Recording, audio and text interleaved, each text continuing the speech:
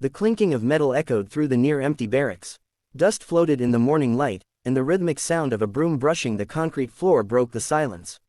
An old man in faded fatigues worked quietly, his wrinkled hands trembling slightly as he polished a row of boots lined up neatly by the bunks. His name was Sergeant Thomas Reed, a man who had once been a legend in his unit, until time and circumstance reduced him to a janitor in the very place where he used to command respect. Most of the young soldiers barely noticed him. To them, he was just Old Tom, the silent cleaner who shuffled around the base, always greeting them with a tired smile. They didn't know his past.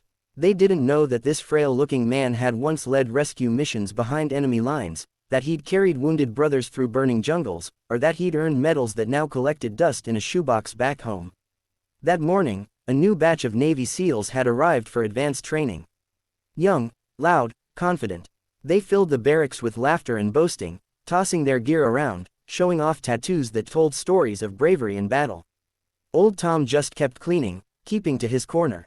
But as he bent to pick up a dropped uniform, a voice called out mockingly, "Hey, old-timer, missed a spot."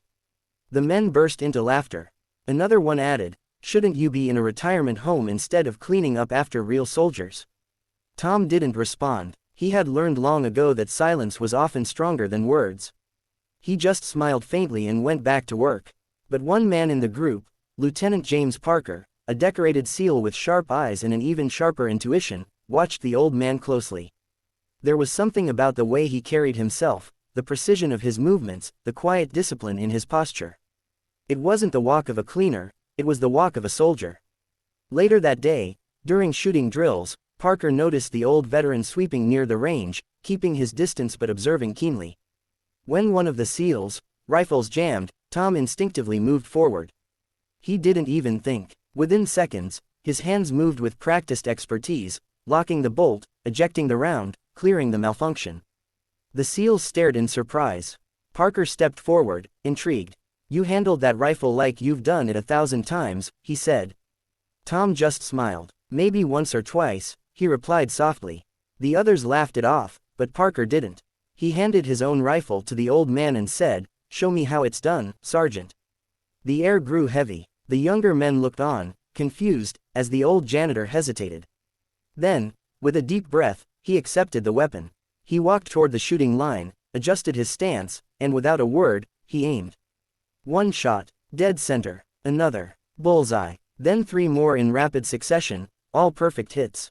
The range went silent. The echo of those shots carried a strange weight, as if the ghosts of the past had awakened. The SEALs stared in disbelief.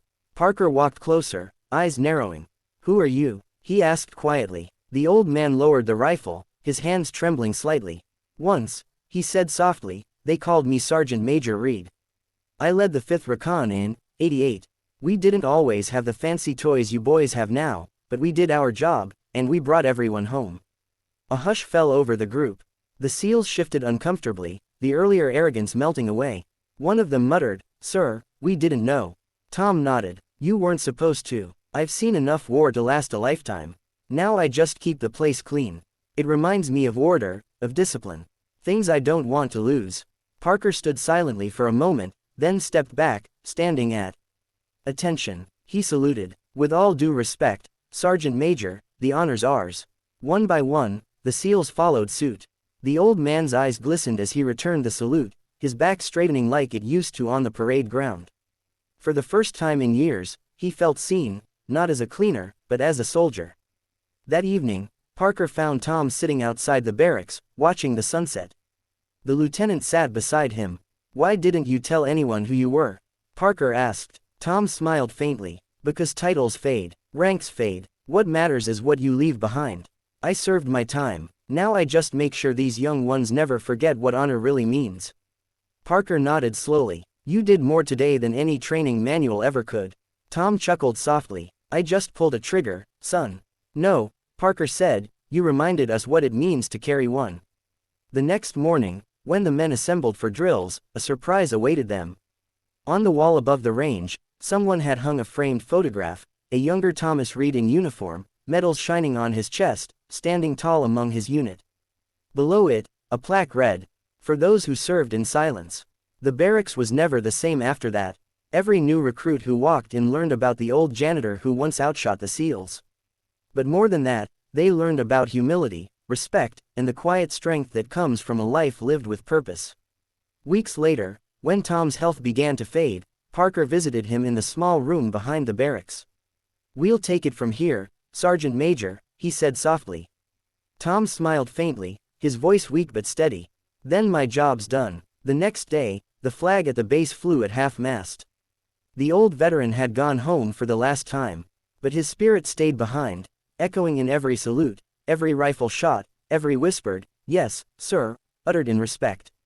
And sometimes, in the quiet of the morning, when the barracks were still, the young soldiers swore they could hear the faint sound of a broom brushing the floor, and the whisper of a man who had once reminded them what it truly meant to serve.